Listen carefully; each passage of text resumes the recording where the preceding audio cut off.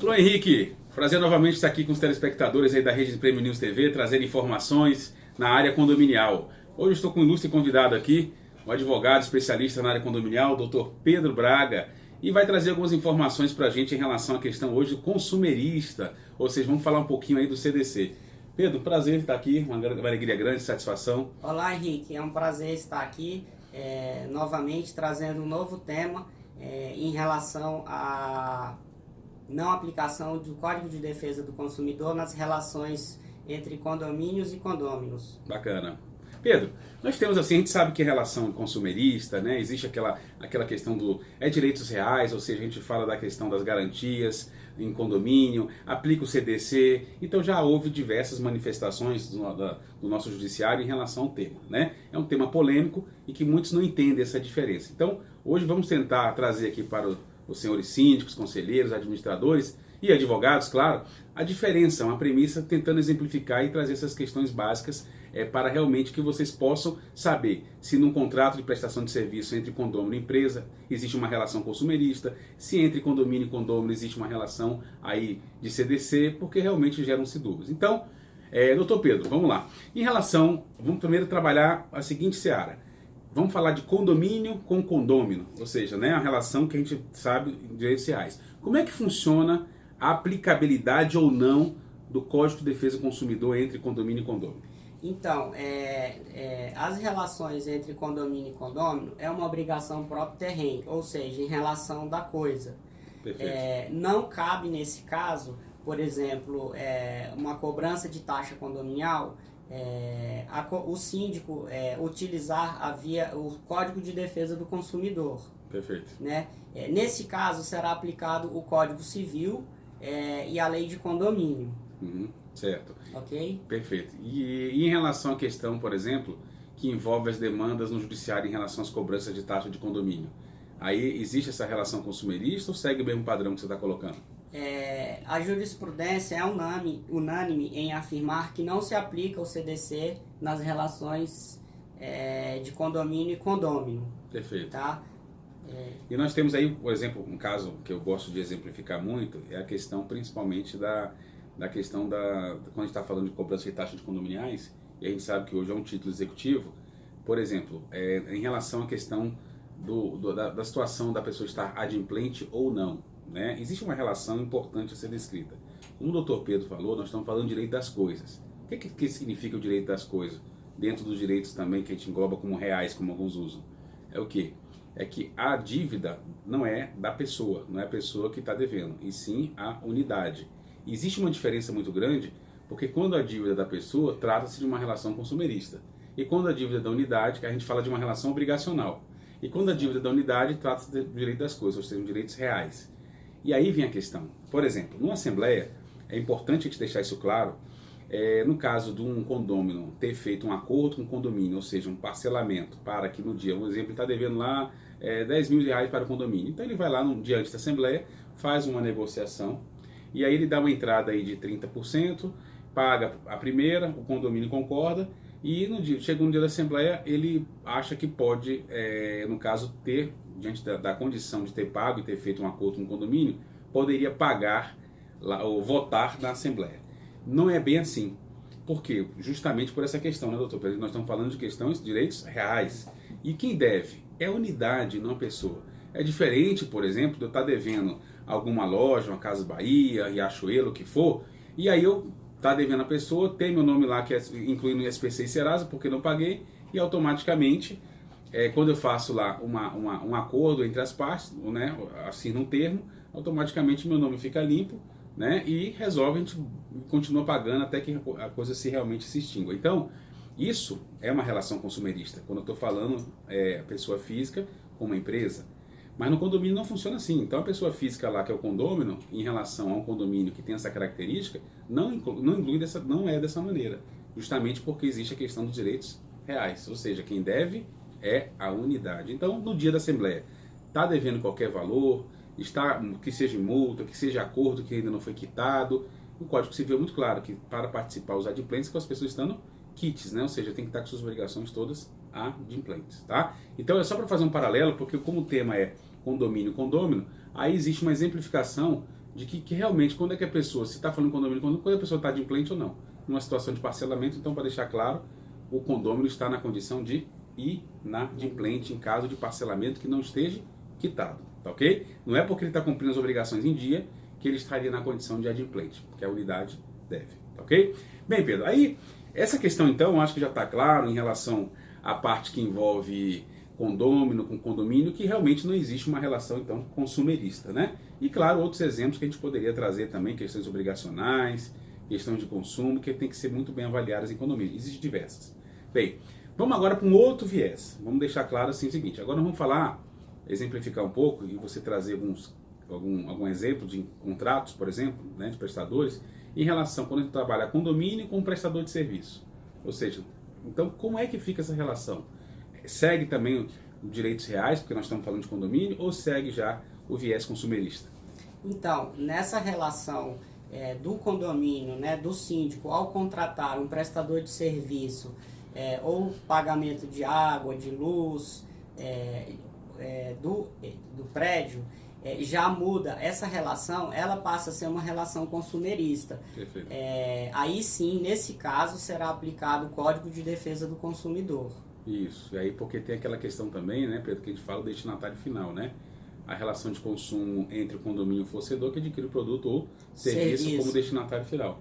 E aí, no caso, o condomínio estaria na condição do destinatário final. Isso, previsto lá no artigo 3º do Código de Defesa do Consumidor, que traz exatamente essa definição. Perfeito. Então, essas relações contratuais, Pedro, o que a gente poderia também, é importante, quando a gente fala aí de prestador de serviço, e nós estamos numa relação do CDC, que já sai da esfera dos direitos reais, né? Então você exemplificou, nós temos prestadores de serviço como terceirizada, administradoras, empresa de gás, água, luz, então tudo vira uma relação consumerista, mesmo na condição de condomínio.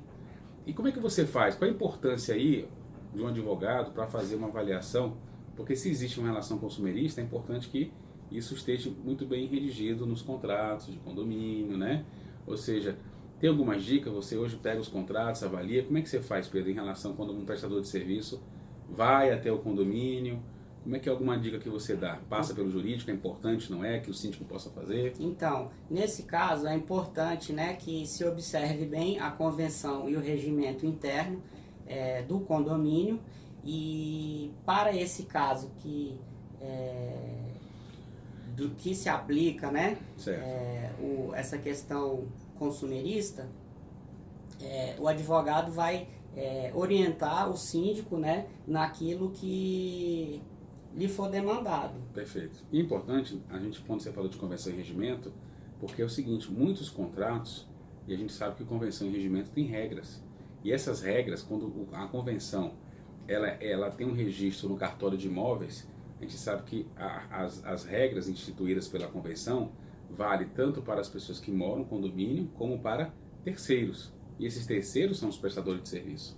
Então, não pode o síndico, por exemplo, diante de assinar um contrato com qualquer tipo de empresa, descumprir a forma que a convenção traz. Então, por exemplo, cobrança. Então, um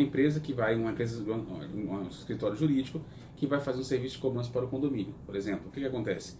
É importante que seja observado as normas e as regras que estão em convenção.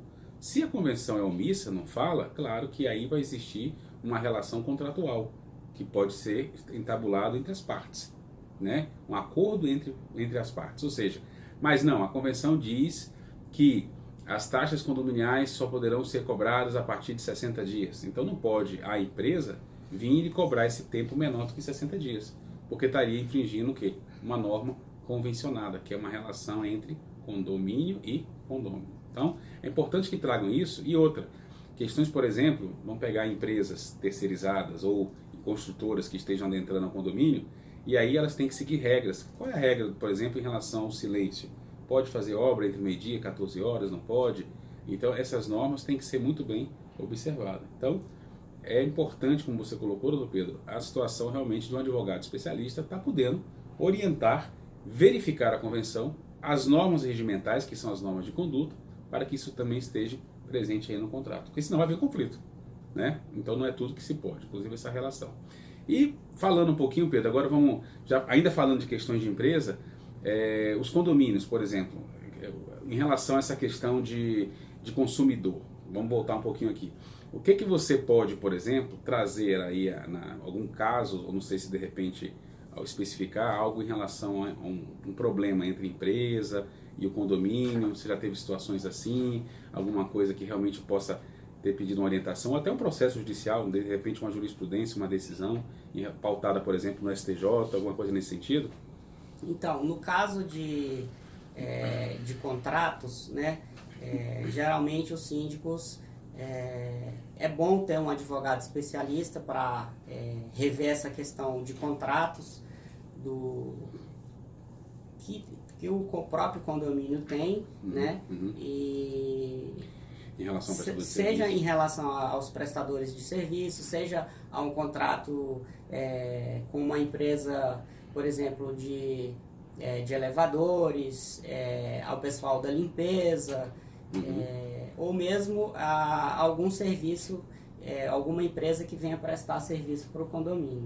Por isso muito a importância da assessoria jurídica, no sentido de estar acompanhando, não só avaliar, mas depois acompanhar. Porque normalmente é aquela história, né? Os condomínios procuram os advogados quando tem um problema, né? Ou seja, quando tem um conflito, quando tem uma questão inerente que realmente precisa demandar o judiciário para um tipo de ação. Isso é um problema, porque a gente sabe que tudo que é preventivo, de forma não corretiva, mas de fazer a prevenção, é muito mais barato, muito mais célere, não traz conflitos e desgaste entre as partes. Então, é claro que é importante que saibam aí ter essa relação entre o condomínio e as empresas, porque, como foi colocado, é uma relação que rege pelo Código de Defesa do Consumidor e existe uma aplicabilidade da lei. E tem que ser muito bem respeitada nesse sentido. Doutor Pedro, fazendo suas considerações finais, existe alguma outra questão em relação a alguma obrigação da razão, da coisa, demanda do judiciário? Bom, eu queria deixar aqui as considerações finais, dizendo que seja numa relação consumerista, né, que envolve o Código de Defesa do Consumidor, que o síndico tenha que tratar com algum prestador de serviço ou alguma empresa, ou seja, na relação que trate o Código Civil ou lei do condomínio, né, no caso de problemas entre vizinhos, que o síndico sempre, obedecendo à convenção e regimento, sempre esteja apoiado por uma orientação de um especialista, de um advogado especialista em condomínio, para poder orientá-lo da melhor forma, né? Isso, perfeito. É importante entender essa relação, essa distinção, que há uma confusão em relação a isso, né? E envolve questões, inclusive, como eu te falei, dos direitos reais e direitos obrigacionais. E realmente ter uma orientação para saber o melhor procedimento, como fazer, e muitos dos conflitos nós sabemos que poderão ser resolvidos em relação a questões ou através de uma conciliação, mediação, ou algo nesse sentido. Porque às vezes até o síndico, quando não está bem informado, ele entra com uma via judicial errada para tentar resolver uma questão que deveria, por exemplo, utilizar o Código Civil ou a lei do condomínio e entra com uma aplicação do CDC. Isso inviabiliza todo o processo dele, né? Perfeito. Inclusive você não vale perdendo um certo tempo e desgaste de dinheiro em relação a isso, né? Doutor Pedro, obrigado pela presença, uma satisfação enorme estar aqui com você também, trazendo essas informações. É claro que hoje a questão foi um pouco mais técnica, mas é importante que o síndico realmente entenda a importância e uma orientação de um jurista especializado. Eu que agradeço, até o nosso próximo encontro. Obrigado, satisfação. Henrique, novamente aí, meu caro, com você.